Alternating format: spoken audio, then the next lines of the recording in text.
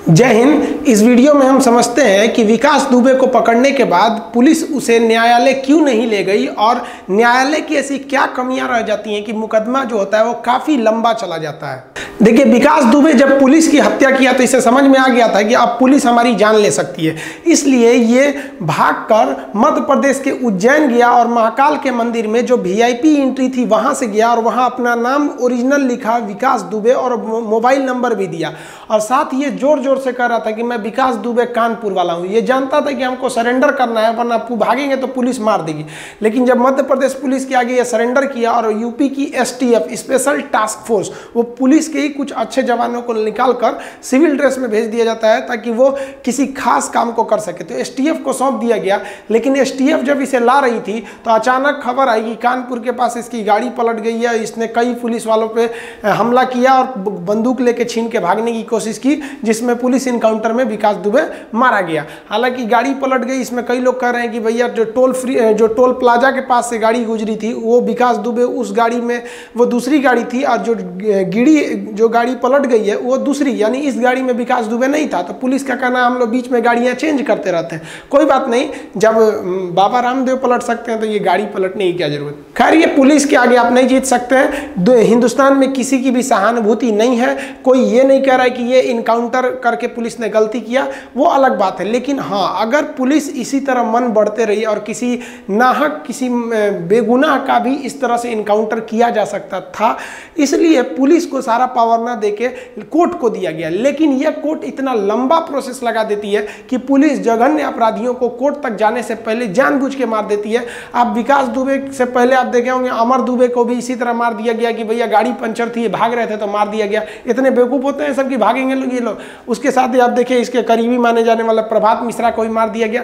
आखिर न्यायालय में क्या गलती होती है जो न्यायालय किसी अपराध की सजा सुनाने में इतना लंबा समय लगा देता है कि अगर आप जाइएगा तो डिस्ट्रिक्ट कोर्ट में जाएंगे, फिर हाई कोर्ट में, लास्ट डिसीजन आएगा आपका सुप्रीम कोर्ट में। यहां तक पहुंचने में आपको 20 साल लग जाते हैं सुप्रीम कोर्ट में। उसके बाद भी देखिए जो सबसे बड़ी एक समस्या आ रही है, सुप्रीम कोर्ट को अगर आप देखेंगे तो ये भारत में एक ही सुप्रीम कोर्ट है दिल्ली में। इतने बड़े एरिया में एक सुप्रीम कोर्ट यहाँ है, जबकि सुप्रीम कोर्ट ने खुद भैया संविधान में भी लिखा गया है कि राष्ट्रपति और मुख्य न्यायाधीश चाह के इसे ब्रांच खोल सकते हैं।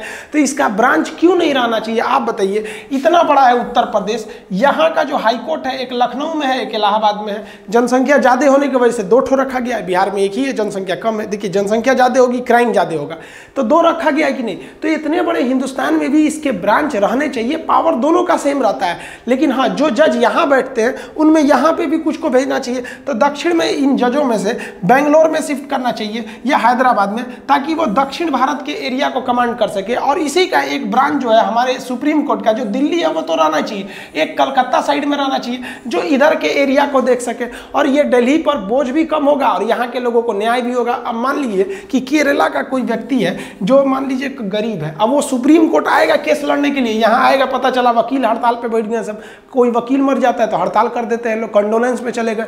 बूढ़े बूढ़े वकील हैं लोग, महीने में 20 दिन इनमें कंडोलेंस ही चला जाता है, कभी हड़ताल हो गया, पब्लिक मारी जाती है। इस चक्कर में न्याय नहीं मिल पाता है। देर से मिलने वाला न्याय अन्याय से कम नहीं होता है। हम लोग को लगता है कि नहीं कोर्ट की गलती है, कोर्ट की भी गलती नहीं है। इनकी जजों की संख्या इतनी कम है कि एक जज के ऊपर, सुप्रीम कोर्ट के एक जज के ऊपर कम से कम अगर आप देखेंगे तो लाखों मुकदमे। अब एक जज के ऊपर लाख मुकदमा रहेगा, कहां से वो भी सुनेगा। अगर आपसे पूछे हिंदुस्तान में सबसे अच्छा डिपार्टमेंट कौन है तो आप कहेंगे हमारी आर्मी, एयरफोर्स, नेवी, यानी हमारी सेना है। तो सेना अच्छी क्यों है? क्योंकि उसका संगठन काफी अच्छा है। जो सेना जिसे हम लोग समझते हैं वो सेना इन्फेंट्री होती है। हम लोग पैदल सेना को आर्मी समझते हैं, ये इन्फेंट्री, ये लड़ाई लड़ती है इन्फेंट्री। लेकिन इन इन्फेंट्री के पीछे पूरी बहुत बड़े ग्रुप होती है, एक सप्लाई ग्रुप होती है। ये क्या खाना खाएंगे, इनको गोली लगी कि नहीं लगी, इनका गोली घट गया कि नहीं, मतलब इनको क्या चाहिए, ये जिम्मेदारी सप्लाई ग्रुप का होता है। ये टेंशन फ्री लड़ते हैं, इनको पता है कि मेरी सप्लाई ग्रुप को पता है कि कितनी हमको एमुनेशन चाहिए, क्या चाहिए, और सप्लाई ग्रुप युद्ध के मैदान में पहुंच के उनको खाना पहुंचाती है, गोले बारूद पहुंचाती है। इन सप्लाई ग्रुप को कहां से पता चलता है घट गया कि नहीं, तो वो सिग्नल ग्रुप का होता है। इनको टेंशन नहीं रहता है कि इनका नेटवर्क भाग गया कि नहीं, नेटवर्क नेटवर्क है या नहीं है, ये सिग्नल ग्रुप का काम रहता है। सिग्नल कोर वहाँ ऑटोमेटिक सिग्नल लगा देती है, टावर खड़े कर देती है अपने ट्रक के ऊपर। इनको एक दूसरे डिपार्टमेंट का अपना खुद का काम होता है। अब जैसे मान लीजिए यह गोली से वहाँ नहीं काम चल रहा है तो वहाँ पे आर्टिलरी फायर करना है, तो आर्टिलरी एक अलग डिपार्टमेंट है। तुरंत ये इन्फेंट्री कहेगा कि भैया डायरेक्ट नहीं इनडायरेक्ट फायर चाहिए, पहाड़ की उस बार से सेलिंग आ रही है तो आर्टिलरी फायर होगा। आर्टिलरी से काम नहीं चलेगा तो स्ट्रेटेजिक फोर्स के पास भेजा जाएगा, मिसाइल मारेगी यहाँ पर।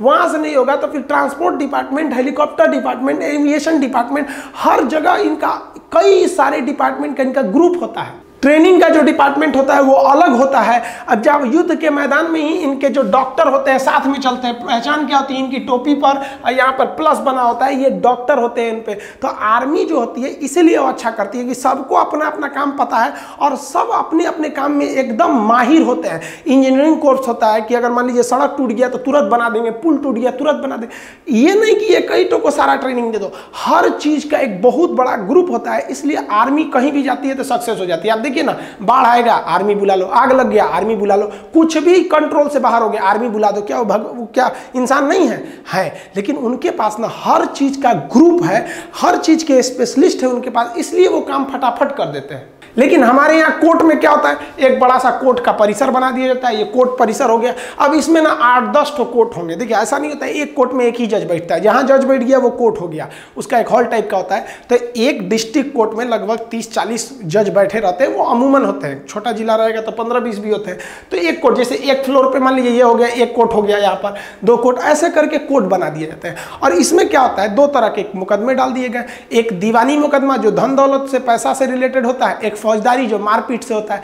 लेकिन उसमें भी तो कई वेराइटी है। तो कोर्ट को भी ना ये इतने, मान लीजिए कि यहाँ पे 30 जज है तो 30 जज में ना इसमें डिपार्टमेंट बांट देना चाहिए 5-5 का, कि भैया ये स्पेशलिस्ट तुम इसको देखो, तुम इसको देखो। इससे काम बहुत तेजी से होगा। जैसे आप देखिए LIC खुलवाने जाइए तो कहेगा कि भैया LIC एक्सीडेंट हो जाता है तो हम इतना पैसा देंगे, किसी की जान चली जाएगी इतना पैसा देंगे। जब खुलवाने आइएगा तो खूब प्रेम से बात करेगा। और कोई आदमी मर गया ना तो 2 से 3 साल दौड़ा देते हैं सर LIC वाले पैसा देने के लिए। और जब खुलवाना रहता है तो घर घर आते हैं सर। आप जाइए ना कोर्ट में, डिपार्टमेंट नहीं है, दीवानी में जाइए 10 साल मुकदमा चलेगा तो एक इस पे डिपार्टमेंट बैठाइए ना कि भैया LIC वाला सबका ये वाला कोर्ट देखेगा। किसी को भी मैटर है वहां जाके देख लीजिए, वहां पे इंश्योरेंस का मैटर पता चला। आप बाइक लिए, इंश्योरेंस के टाइम खूब अच्छा चोरी हो गया, इंश्योरेंस वाला कहता है ये पेपर लाइए, जानबूझ के ऐसा पेपर मांगेगा कि आप दे नहीं सकते। भैया चोरी हो गया, प्रूफ कर दीजिए कि हाँ चोरी हो गया, आप लाइए मेरा इंश्योरेंस का है। तो इसके लिए भी कोर्ट के पास जजों की, मान लीजिए 30 जज है तो उसको डिपार्टमेंट दे दीजिए कि भैया 2 जज,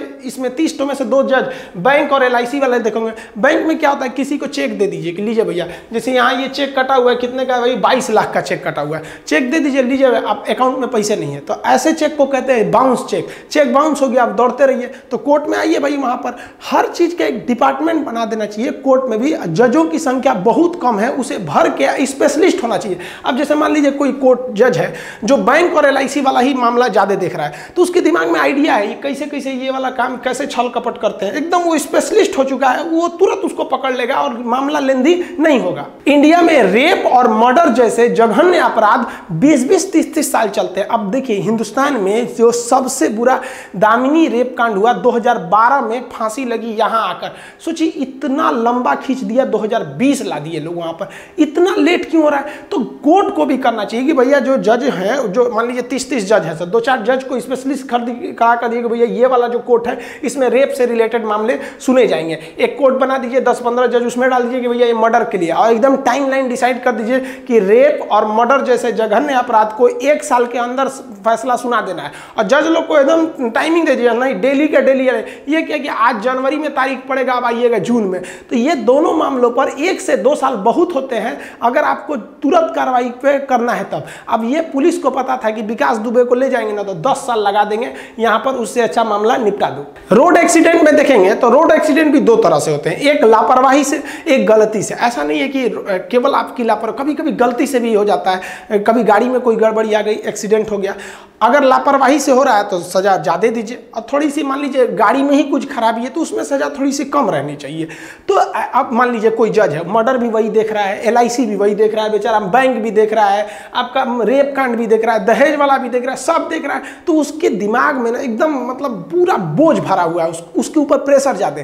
लेकिन अगर स्पेशली कोर्ट रहेगा कि नहीं इस पर एक्सीडेंटल मामले देखे जाएंगे, तो उसको पता है कि डेली डेली एक ही जैसे मामले आते हैं, तो समझ जाता है कि भैया ये ऐसे वकील इधर से उधर घुमा रहा है, हमको टाइम बर्बाद कर रहा है, तुरंत डिसीजन इससे तेजी से आएगा। आप एक अलग कोर्ट लगा सकते हैं डॉरी सिस्टम दहेज के लिए। आप देखेंगे दहेज पर बहुत ज़्यादा जुल्म भी होता है और कई महिलाएं इसका मिसयूज भी करती हैं, उनको किसी और वजह से कोई दिक्कत होगा सीधे केस कर देंगी दहेज का है। तो जज अगर स्पेशलिस्ट रहेगा तो पकड़ लेगा आराम से। अब आप मान लीजिए पुलिस डिपार्टमेंट है, पुलिस डिपार्टमेंट बहुत करप्शन है, पुलिस डिपार्टमेंट आपको कुछ भी नहीं किया फंसा दिया, तो पुलिस के खिलाफ आप कहाँ कीजिएगा? कोई कंप्लेन करने की जगह रहना चाहिए कि नहीं रहना चाहिए? तो उसके लिए भी एक अलग कोर्ट रहना चाहिए। हमारे यहाँ ठेकेदार लोग सड़क बनाते हैं, नालियां बनाते हैं, टूट टाट के बर्बाद हो जाता है। ठेकेदार कितना गलत सामान मिलाया है आप देखते हैं, लेकिन करेंगे क्या? कहाँ जाके कंप्लेन कीजिएगा? कोई है नहीं है आपको सुनने वाला। वहां के लिए कोर्ट रहना चाहिए, वो तुरंत इस पर इंक्वायरी करना चाहिए। और गवर्नमेंट को तो नियम बना देना चाहिए कि आप जिस राज्य के निवासी हैं आप उस राज्य में ठेकेदार नहीं हो सकते हैं, जिस तरह से आप जिस राज्य के निवासी हैं वहां के राज्यपाल नहीं हो सकते हैं। अब यूपी के आदमी को यूपी बिहार में ठेकेदार नहीं बनना चाहिए, उसको आपको ठेकेदारी लेना है तो जाइए कर्नाटक में, वहां आपका दबदबा सोर्स पैरवी सब खत्म हो जाएगा और पब्लिक को फायदा होगा। तो ये गवर्नमेंट को करना चाहिए कि भैया आप यहाँ के राज्य के निवासी हैं तो अगल बगल वाला राज्य को छोड़ के 2-3 राज्य को बाकी हर जगह आप ठेकेदारी लीजिए। इससे ऑटोमेटिक जो है करप्शन कम हो जाएगा। और रोड जैसे मान लीजिए बन गया, अब रोड बनाने में ठेकेदारों को भी अभी जो इंडिया गवर्नमेंट को उसमें करना चाहिए कि भैया आप जो रोड बना रहे हैं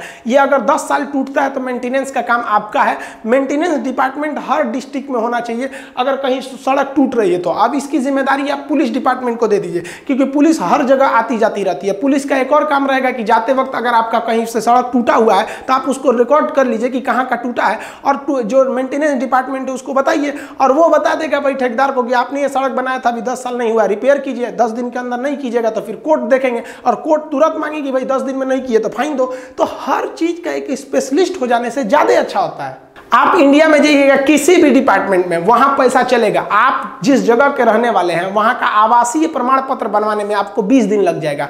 अगर कोई व्यक्ति मर गया है ना तो उसके परिवार वाले को मृत्यु प्रमाण पत्र लेने में 20 दिन लग जाएगा। लेकिन वही पैसा थमा दीजिए तुरंत हाथों हाथ हो जाएगा। इनके खिलाफ आप कोई ऐसा कोर्ट है जहां आप स्पेशली जा सकते हैं कि भ्रष्ट अधिकारियों के खिलाफ आप अपने यहाँ जाइएगा, टाउन एरिया में जाइए, तहसील में जाइए, बिना पैसा खिलाए कुछ नहीं हो सकता है। तो इनके खिलाफ आप कहीं नहीं जा सकते क्योंकि पता ही नहीं है आपको जाना कहाँ है। जाइएगा आपके खिलाफ, इन लोगों के खिलाफ करने तो 20 साल आपको मुकदमा लड़ना पड़ जाएगा यहाँ पे। तो ये बहुत दिक्कत होता है। तो इसके लिए गवर्नमेंट को बहुत कड़ा एक्शन लेना चाहिए। एक टाइमलाइन फिक्स कर देना चाहिए कि ये काम इतने सालों में हो जाना चाहिए, और वो टाइमलाइन पूरा करने की जिम्मेदारी आर्मी के जो रिटायर्ड ऑफिसर है उनको दे देना चाहिए। जैसे कोई सड़क बनाना है ये 2 साल में बन जाना चाहिए, अब वो भैया आपने वो ठेकेदार को दे दिया पैसा और टाइमलाइन दे दिया आपने आर्मी अफसर को, वो जाके देख लेगा बना कि नहीं, एकदम गारंटी टाइम से करवा लेंगे सब, आर्मी वालों को सौंप दीजिए। तो नेतागिरी पर भी सुप्रीम कोर्ट जो है एकदम हाथ पे हाथ रख के बैठा है। सुप्रीम कोर्ट को भी आदेश पारित करना चाहिए। ये सुप्रीम कोर्ट का अधिकार है, वो ऐसा घोषणा कर सकता है जनहित को ध्यान में रखते हुए कि जो नेता लोग हैं ये चुनाव से पहले जो भाषण देते हैं कि हम ये करेंगे ये करेंगे, इन्हें ये अपना भाषण स्टैम्प पेपर पर लिख कर देना होगा। और यदि ये 5 साल में पूरा नहीं कर सके तो इनकी पूरी पार्टी का कोई भी व्यक्ति आजीवन चुनाव नहीं लड़ सकता है। होता क्या हमारे यहाँ चुनाव से पहले भयंकर बात है, 2 करोड़ नौकरी, 100 गो स्मार्ट सिटी। हर सरकार, हम किसी एक सरकार की तारीफ या किसी एक सरकार की बुराई नहीं कर रहे हैं। आप नहीं कह सकते हैं कि हिंदुस्तान में आज तक कोई ऐसी सरकार बनी है जो अपने हर एक वादों को पूरा किया। हालांकि दिल्ली में गवर्नमेंट जो है वो जनता के लिए काफ़ी ज़्यादा अच्छा काम किया है, हम इसको कहते हैं। लेकिन गवर्नमेंट को ऐसा, सुप्रीम कोर्ट को ऐसा डिसीजन लेना चाहिए कि अगर नेता जो वादा किए हैं पूरा नहीं कर सकते हैं स्टैम्प पेपर में लिखे हुए वादों को, तो उनकी पार्टी का कोई भी व्यक्ति चुनाव नहीं लड़ेगा। इससे क्या होगा कि जो नेता सब बोल देता है सब कि हम ये करेंगे या चुनाव के बाद कुछ नहीं करेंगे, इससे हम लोग बच सकते हैं।